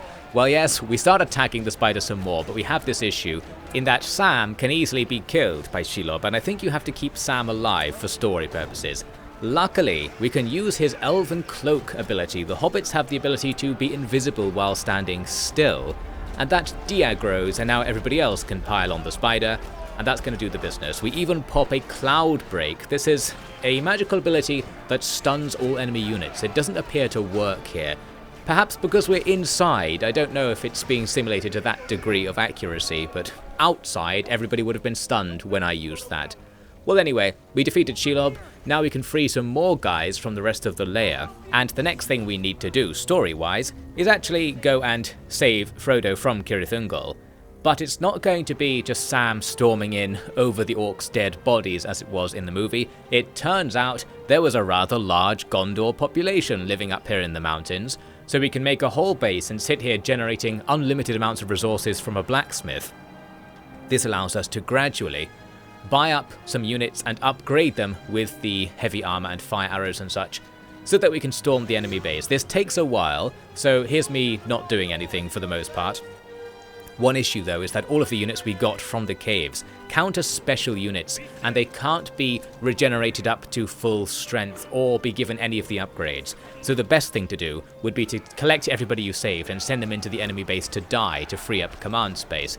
However, you don't need to do any of this, because here we are, a bit later, we haven't even nearly made an army as big or as powerful as we could do if we just stood there. But it's still easily enough to storm through the enemy base. This is a map where the enemy doesn't play against you, they just have a finite base, so you're free to ignore them until you're ready to attack them, and as I said, you barely need any of what's available to you to win. We also don't keep this army after this stage, so it doesn't matter if they die, which might be why I'm getting killed so much there, sending in the swordsman to fight the enemy trolls, which doesn't work very well. Now, it's time for Minas Tirith, and you might have noted here that Rohan actually have to take their army and move through Minas Tirith during the battle to get to the other side because they really wanted to arrive from the north. Being to the south just doesn't work for them. And you can also see Aragorn and company with the Army of the Dead off in the corner of the map. They're going to be making their way over, of course, to help us out after a while. Looks like the pieces have all forced themselves into place for the Battle of Minas Tirith to just happen, no matter what happened beforehand. It's a similar deal to Helm's Deep, where you start off with a countdown to something happening and you can prepare your defences. In particular, you can upgrade the wall to have various defensive features. you choose between battle towers and trebuchet towers, and I essentially just alternated because I didn't know what would be useful. I think in retrospect, going all trebuchets might be the way to go. You can also defend parts of the wall that are really towards the back of the Minas Tirith circle. I ended up putting troops there, and it turns out that's not very helpful. The enemy don't really attack the extreme flanks of your position. Well, we know that now. So here's the attack beginning. They've got all these siege weapons lying about, ready to attack us. And I thought, well, why don't we just kill them right now, so we can once again rely on our trusty infinite supply of Rohirrim, who burrow out of the ground and can immediately start going after these unguarded catapults. I think what happened here was the first wave's siege weapons stays behind. The first wave went on and died against the walls, and then the siege weapons wait for the second wave or something. But in between, we cheekily take out a load of them, so that's going to make the start of the battle easier. We've got some catapults and siege towers off the table. Even if they can't really do anything, the remaining infantry and trolls will come over to look at the walls anyway, giving you ample opportunities to cut them down. So that's all good, we'll just get some free kills. I'm guessing these units could actually attack the gate, and the archers can attack your archers. You can see here many of my archers are in useless positions, so over time I was moving my infantry closer and closer to the gate as it became clear that those extremities won't be challenged, as I mentioned earlier. Looks like the second wave of siege weapons is coming in now, and we can't quite throw out some Rohirrim to deal with them this time. But you are in luck when you face the siege weapons, because I guess they're scripted to attack things that are behind your front line. So they don't stay as far away as they could and take out your trebuchets, for example. They shoot at buildings on the other side of the wall, but in doing so they'll get so close they'll even end up in range of your regular archers. So you'll end up taking out the catapults here and there, and you can order your trebuchets to shoot back at them, and the enemy will probably have put their catapults in range of your trebuchets because they're trying to shoot at something stupid in the background like a civilian building. Oh well, we're fine to sacrifice these civilians for military advantage, and things are going quite well. I think we took out a Nazgul at some point as well. They've got tons more infantry that's just sacrificing itself, and generally things aren't looking too bad.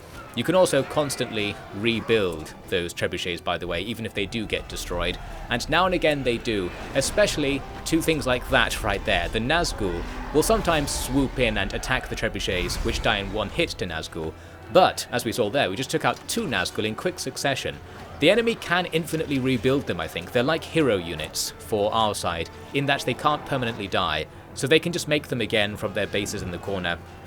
But as we saw, they're not much of a threat. They do have a screech ability that paralyzes your units, but they tend not to do it. Speaking of paralysis, the enemy are paralyzed right now. That's because I used the Break Cloud Cover magical power. This is the counter to the enemy's Cause Cloud Cover magical power. You'll notice sometimes in this battle there's a red hue. That's when the enemy is using their power, and you can remove it with your power to prevent the enemy being buffed by it, or maybe it debuffs you, I can't remember. Well, the point is, as you can see, eventually the Grond shows up, a gigantic ram, which I started dealing with too late. I summoned the Rohirrim to attack it, but right when it was in front of the gate, and it immediately takes down the gate. So that's the end of that, the gate is gone. Now it's sort of sitting there just being an aggro beacon. All of our units will be attacking it instead of attacking other more useful targets. I think the Grond can't do anything now, it just gets stuck there. So we need to defend the inside of the city now. Luckily, as you can see, we still had tons of units not doing anything. I was looking for the distant units up there that aren't there anymore. But yes, we have enough units to throw down and make a second line near the gate. The gate is still a pretty decent choke point, so that's all fine. The Grond is stuck in the gate, reminds me of that whole thing with the Suez Canal ship. But luckily in this timeline, Boromir is here. Boromir goes out on foot to cut the Grond to pieces. I'm sure Denethor will be happy with this performance. And with that, we've taken out the gigantic ram before it does any more damage, not that I think it was going to. Now we brawl in the gate, sacrifice the Rohirrim, and when the enemy get through, we've got some infantry next to the healing fountain to infinitely fight them, and more infantry next to a guard tower as well. So plenty of damage potential. I'm happy for them to come in through that choke point, and while all that's going on, Rohan eventually shows up, so now we're going to have some more offensive potential. Like in Helm's Deep, they have those regular bases out there that we need to take out. They send Nazgul to attack the Rohan army, but they don't last very long, as we saw, because the Nazgul are really weak against archers. Well, everything is really weak against archers, and Nazgul especially. So we kill them easily. That troll in its death throes is absolutely annihilating my regular Rohirrim. The trolls can go into an invincible state as they die, where they do a few additional attacks and all your attacks against them don't do any more damage. Inconvenient, but with a bit of micro you can try not to stand next to them while they're doing that.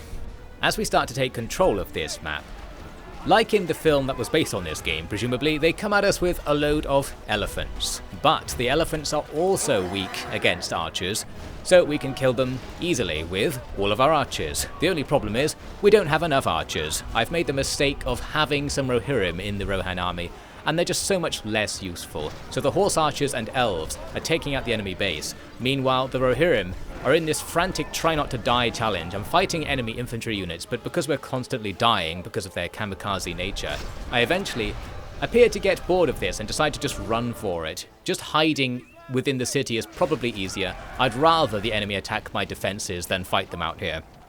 So we're doing a very non-canon option. The Rohan army rode onto the field and then hurried inside the city to hide, but luckily there was also an elf army behind them that came and cleared up the mess. And the Gondor army wasn't doing too badly either. We're fine here defending the city walls. The fact that 0 siege towers were successfully set up means that even when the enemy get in, we're still shooting at them backwards from the walls, so there's no escape from our ranged DPS. Same deal for the enemy base back here as it goes down to our death ball of archers over there. So overall, the more I use archers, the better they appear to be. I think just deleting all of our other units and having only archers would be even more powerful. Looks like another big wave of stuff came in and pushed my archer blob over here towards the walls, but we're still taking out their major units pretty easily. And of course, being by the wall means the Gondor archers will be helping out as well. Now we need to push down to the south and take out this other base, so there was me giving the attack move order to the archers. They'll gradually hack their way down. Once we've done that, the battle continues on because there are more story waves to face. The scripted enemy spawns haven't finished yet, so even though we've captured the map, we still have to fight stuff, so we're now spawn camping them by fighting them as they come onto the map, being very alpha over here. This isn't necessarily a good idea. It probably still would be easier to just sit back inside the walls and let them come to the wall, but I guess I was just bored. We're going to fight them out here. And you saw me there checking the objectives. I think I was wondering why I haven't won yet. I was just thinking, can we leave? Haven't we won the Battle of Minas Tirith? Well, no, they're going to throw some more stuff at us. So we're going to stand around and fight it. The main thing we're waiting for is for Aragorn and company to show up, because that's the end of the story sequence of Minas Tirith. The army of the dead shows up to save you. Well, it shows up when things were basically fine, so we're really going to be wasting this immortal army oath thing. Probably should have just saved it for the Black Gate, but nay. We're going to waste it taking out like 3 rams or whatever the enemy had left on the map at this point, basically nothing. Here was me looking around on the walls. I think I forgot that I accidentally sent all of Gondor's troops out to join the archer blob, so I didn't really have much to fight against these trolls that actually got into the town. Luckily Boromir was still standing there and Éomer was still cowering in the corner, so they can deal with the issues over there, and the army of the dead is now showing up. This troll somehow is on the wall. No idea how an enemy troll got up there. Maybe it went up the stairs and then ran back down the stairs and died. Sort of dumb thing a troll would do, or maybe it somehow glitched up there. The point is, we take out the final enemy living being, and that's the end of the Battle of Minas Tirith. It went pretty well actually, the enemy barely made a dent. Sauron's probably sweating right now, and you can see in the stats that our heroes barely did anything, so it's all about the little guy in this campaign. Spamming archers, truly the way to go. Looks like I've done it so much that I'm not even bothering to rename my 6 extra archer battalion units with a slightly interesting name. Doesn't matter anyway. That's the end of Minas Tirith, and we're actually sort of near the end of the game. Here we have this very non-linear part of the game, where it says, when ready, attack the Black Gate. The Black Gate is the final stage, but it gives you this leeway to prepare for it as you wish. So Frodo and Sam will just wait for you. They're going to hang out in Mordor for a bit. If you want, you can go and conquer the entire map, which would give you opportunities to get the bonuses for each stage, and by playing more stages, that's more 2 level up allowances each time you can get. So you could grind your armies up to max rank. But we're not going to do that for the purposes of this campaign. Even though maybe I should, because we're playing on hard, I'm not going to take the optimal path of doing all the stages just because I can. because to some extent I just wanted to finish the game so I can say that I've done it. I probably did do all of them back in the day, that's my prediction anyway, because I used to be more careful. Now I'm more haphazard. I want to see if I can complete the game without taking all of the opportunities available to me, especially because a lot of them are power and resources upgrades, which are less useful to me now than the command upgrades, because that's the thing I need to take a bigger army to the Black Gate and be able to contest with Sauron's army a bit more. What I am going to focus on though is getting a couple of the power upgrading missions done, because there was a certain power I wanted to have before the last stage happened, so I am actually going to do a couple of battles here. This is another stage where it gives you some free units, but the thing is, we don't want free units, really. The only time when you could benefit from having free units was if you also had no other units, so you could have pop cap space to level up buildings so that you could then upgrade the free units. But instead it's giving us these unupgraded free units that prevent us from having upgraded things. So we have to get them killed. This is just an issue with the ability to unlock things only by sacrificing troops.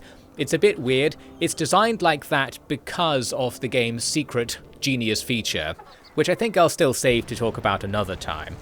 For now though, it's just a weird quirk of the game that if you're not losing enough troops, sometimes you have to lose troops to make progress. And if the game gives you troops, you have to get rid of them straight away because they're not on my plan. Well anyway, with them dead, we can train up an archery range to get some other archers. I think I'm just spamming regular archers at this stage, mainly replacing the entire Gondor army with unaccompanied regular archers with the upgrades. They're survivable enough with the heavy armor upgrade, and I'm really just looking to max out DPS, have as many units attacking as possible. So there's our army basically right there. Loads of archers. Some of them still have the melee units garrisoned into them, unfortunately, mostly doing nothing most of the time. We now go on to do a Rohan stage. Again, I was doing some readjustments of the army. I was recruiting yeoman archers and sending them off into the fog of war to die, so that I could eventually get some elves out on the field while the existing elven block here does the business. We end up with a more infantry-focused Rohan army. The cavalry is still off somewhere, I guess I'm just not using it. The infantry is enough to do the business. What I wasn't doing is training the heroes anymore, because just the regular infantry units seem to be enough. I wasn't trying to grind them for levels up, so it's actually only Eomer, I think, who actually made it to max rank due to my grinding earlier in the campaign. Good for Eomer, everyone else just isn't as good. Now here I am trying to do the Black Gate. As I said, there are loads of other stages we could do, but I thought I'll try and just do it with not the maximal amount of preparation for added drama. But I wasn't allowed to click on it. I thought maybe this was a glitch, so here I am reloading a save. It's actually because the game slightly lies to you. It said earlier, when ready, attack the Black Gate, and here I am, actually looking in the top left to see if I can get that message to show up again. I thought, was there something else I was supposed to do before attacking the Black Gate, and that's why I can't click on it? Well, now the message doesn't show up anymore. Although I accidentally come and discover that you can look at the Shire, which is nice, and get a video to play in the bottom left. This part of the map isn't used for the campaign, it's just added there for fun. Nice to look at the Shire, to know what you're fighting for out here or something. Now back to the foul business of war. Why can't I click on the Black Gate? Well, I eventually worked out it's because you have to also do the stage that's next to the Black Gate. So the game's gonna lose some points here. It probably should have said, take Dagorlad, because that's the actual story objective, not going to the Black Gate. You have to take Dagorlad first. So here I am doing just that. In this fight, things were a bit more difficult than usual. It feels like the enemy puts more pressure on you in this stage, because they don't just have rush defense armies out there that will stop you from conquering the map really easily. They will actively rush you, so you need to fight them quite hard. And I think the enemy starts with a whole bunch of bases as well, so you're out economied to begin with. And it was something of a grind to move my way forwards and just capture even my half of the map. And because we're fighting on multiple fronts here, it was a bit hard to coordinate everything. And here was an awful fight. I had just built this base, so these walls would have just sprang up. And my archers can't shoot through or over the walls. meaning that when the enemy were nearby, everybody aggroes into the gateway and lots of our archers will go into melee because of that, and we lose at least one unit of archers, maybe more, in this fight. This is not nice at all. Some of the guys are trapped out of formation over there behind the enemy lines. This is not good. I'm going to try and evacuate them and get them to the back of the base. If the enemy were in our base, that would be an easier fight. The walls are actively helping the enemy there. To some extent, I'm being punished for splitting my force up. I'd split the force up 3 ways to go down the middle, left and right of the map at the same time, to try and claim as much map control quickly as possible, but the AI was doing the same thing and we're really caught out here. We are rescued eventually by the fact that I can summon the Rohirrim to back attack the enemy as they're pressing into our base. I was also frantically trying to make buildings, but it's a lost cause in this situation.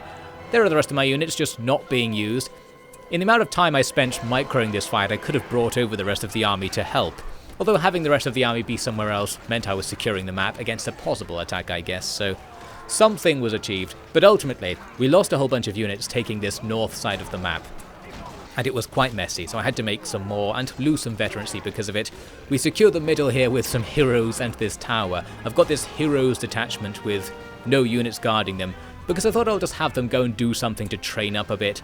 But again, I'm not really trying to train the heroes. I was mainly focusing on just moving the 2 infantry blobs down the edges of the map and setting up our bases.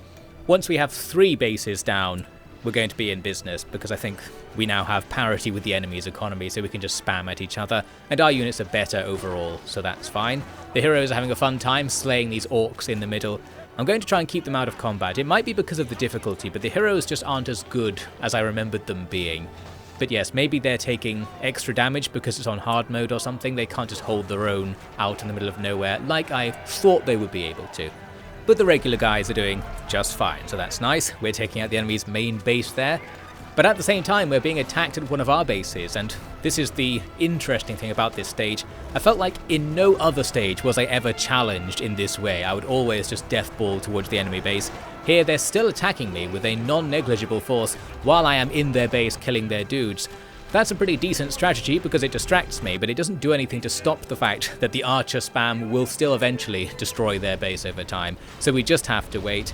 Here we are a bit later, buying the final power. Army of the Dead is now available. This is the ultimate magical ability that allows you to reverse the folly of the films. When Aragorn told the Army of the Dead they can just leave, we don't need them anymore, well actually they would have been useful to have for the Black Gate mission.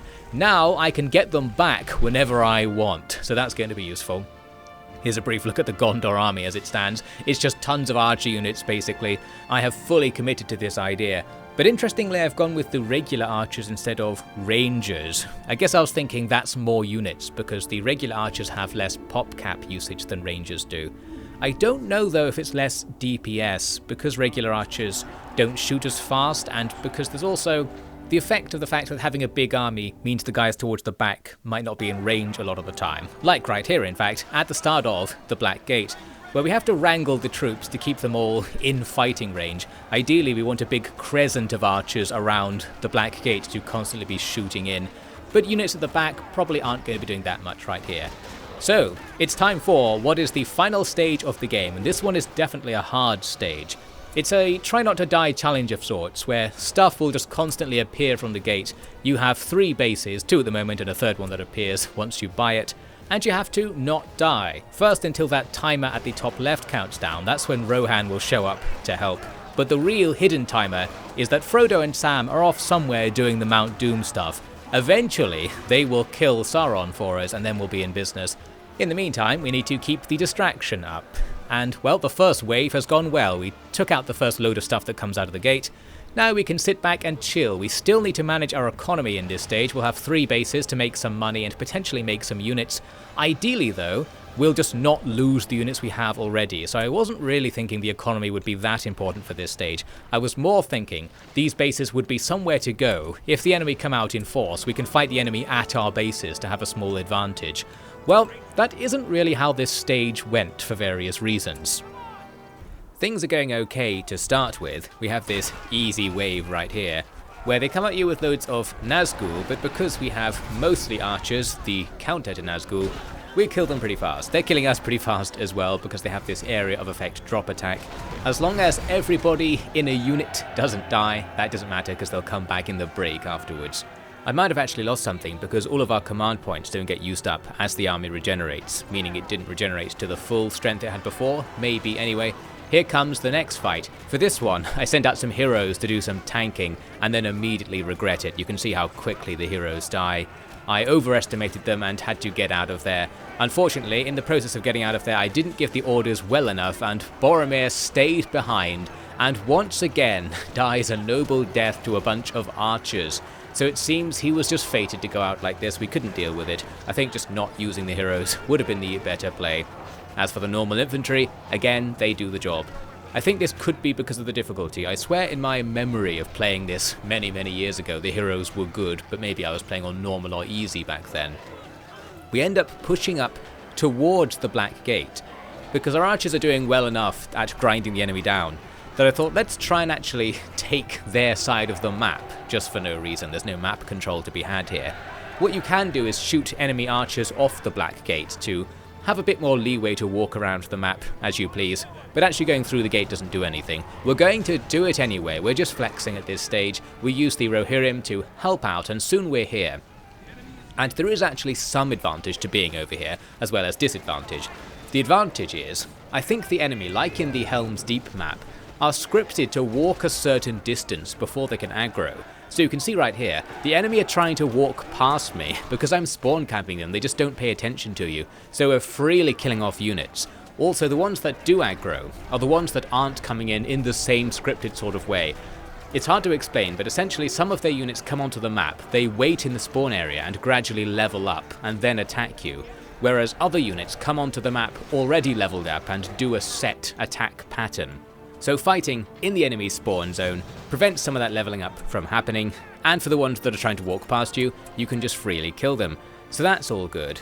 But there is the downside to consider, that being, because we're close to the edge of the map, the enemy are spawning, in some cases, within range of our units, so they're not being fired at from the extremity of our range and then taking many hits as they come in. They're spawning quite close and will quickly get into melee. That's an issue with cases like these, where the enemy spawn trolls, and before we kill the trolls, they're in amongst our troops, which also means when they die, they do their invincibility thing, where they thrash about for a bit, killing more of your guys, and we start to be weakened by this. Although still it's not enough to have substantially weakened our force. We take out that wave, but here comes another serious wave. There's a Haredrim wave, an Evil Men wave, that comes in with tons of Mumakil. Now this isn't so bad because Mumakil are another unit that's explicitly weak against archers, so they're going to die real fast and kill loads of their own troops as they fall over. But because everything's clumped together in the spawn zone, we're being attacked by the enemy infantry while fighting the Mumakil. They haven't spread out by walking down the map. And we actually take substantial casualties to the enemy's infantry. And by the time we're done taking out the Mumakil, many of the archers are in melee and our DPS falls off, and this is just going to spiral down. And you can see me here looking away, going back to the base and starting to make a recruitment building because I detected we were about to lose everything. We're in a downward spiral, as I said, and these troops can't really escape from this situation, so they're just going to die out here. And then we'll see what happens after that. The gambit failed, and I do think that this gambit might have worked a bit if I'd stood back from the edge of the map a bit more to get more DPS, as I was saying. Well, as it stands, everything goes wrong. We're being absolutely swarmed, the trolls are all over us, we have to get out of there. But the stage isn't over, so now we have to quickly try and make a new army during the stage, which means they're not going to be leveled up, and they're not going to do very well. But this is the last stage, so we don't have to keep anything alive, we just have to not lose the stage. So it's time to pull some Mordor-style strategies. We're going to throw everything at the enemy and just try not to die too much. As we can see, we can rely on the Rohirrim once again to sacrifice themselves to save us. They've really put in the work, that Rohirrim summon spell. By the way, you could also summon eagles for this map if you had bothered to level up the Evenstar enough to do so, but we're not going to be getting the story event where the eagles come and save us, unfortunately. Well, we could do with some saving, because our base is being overwhelmed. How did we get out of this? The simple answer is somehow. We just threw units into the fray, our towers were gradually killing the enemies, and after a while we'd ground each other down to the point when I wasn't dead and they were. And now I actually have this army in the field after there was a brief break in the fighting. I was sending it out to go and save the Rohan base, which was under a very small amount of attack. But after leaving to do that, a wave of trolls comes in, running down the edge of the map very cheekily, and just starts immediately obliterating the Gondor base, so we left at exactly the wrong time. We're going to rush back in and try to do something about this. Luckily, I do have a Legolas on the field. I say a Legolas because the one we had earlier died, but we got another one out, and that's going to be useful for taking down the trolls with these special archery abilities. So we do survive this attack as well, we just lose half of our base. Luckily, the enemy's infantry are currently on the other side of the map, so they can't really follow up very quickly against us, and we have a bit of time to put ourselves back together. Also, in the top left you can see, I have the opportunity to summon the Rohan army. I hadn't done it yet because I wasn't paying attention, but seeing this huge wave coming in and thinking I need something, I remembered to look, and here we are. We're going to be effectively sacrificing the Rohan army to buy more time for the Gondor base to be rebuilt and for something of a Gondor army to be made. I'm frantically trying to get the upgrades. We've unlocked them now. We just need to gather some money and have the time to apply them. And one other thing we can use to help us out is the one strategy I had going into this mission, to summon the Army of the Dead. So since I bothered to grind to get that power, we can now have the Army of the Dead just appear, and I attack moved it right down this column of enemy troops, so tons of enemies will be deleted for free for all intents and purposes, buying us a bit more time. The Rohan army is going to be attacked by a separate column. The issue we're going to have is the usual issue with Rohan. If we're not paying close attention, the cavalry will probably kill themselves because there's so much infantry for them to run into, and they'll want to do it, that while I'm looking away, they will just be dying constantly. Well, here's some good news. The timer is here. In 5 minutes we win. We just have to survive a bit. It looks like I'm not making any effort here to really keep the Rohan troops alive. I think I was well aware at this stage that simply sacrificing them would be fine because this is nearly the end of time for gameplay purposes. The Nazgul give us some trouble here, but luckily, once again, having tons of elven archers in the Rohan army will allow us to fend off those Nazgul. But we do take enormous casualties among the Rohan army during that fight, and I think in the next shot you'll see that they are essentially gone.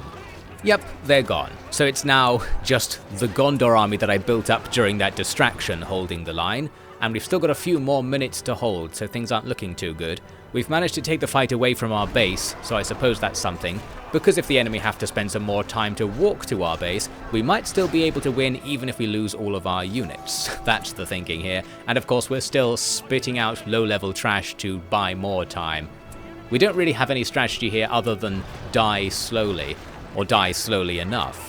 The Rohan base is in a good position because it has more defense towers than the Gondor bases do, and I'm able to have some elven archers stand there just taking the enemy out. I think the enemy mostly sent their army towards the Gondor base as well. I wonder if the AI smells your weakness and goes for the weaker of the bases.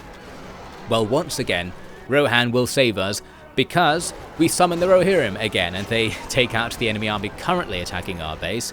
And that's going to be enough, essentially. After that minor victory, while another massive wave was coming in, it didn't have time to get across the map to attack us. So we do the business. We actually survive with all of our bases intact and even with something of an army on the field, mainly due to the fact that we lost all of our good troops to achieve this. But of course, it all goes back in the box. Now that the game's over, they were all going to be deleted from my RAM and hard drive anyway, so better to have a glorious warrior's death in battle than the ignominious death of being deleted by me moving on to do something else. It's hard being god of digital realms. Well anyway, Sauron explodes, and that's going to be the end of the War of the Ring, I suppose. You see, we get loads of level ups for unit veterancy here. I mentioned earlier you can do some grinding for points, losing units and rebuying them, and then allowing them to level up in combat and then die again is a way to grind for points, so just playing poorly gets you a lot of points as far as I can tell. And here's where the points actually come together to do something. You get a number after the victory, so there's my number. Can you beat my number? Well, you probably can, because I didn't even do all the stages, and I guess you can just do more stages to get more of the number.